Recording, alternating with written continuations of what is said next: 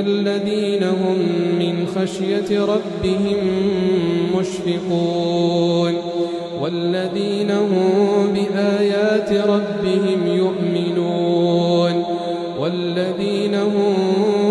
بربهم لا يشركون والذين يؤتون ما آتوا وقلوبهم وجلة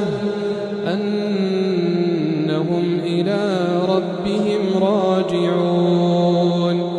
أولئك يسارعون في الخيرات وهم لها سابقون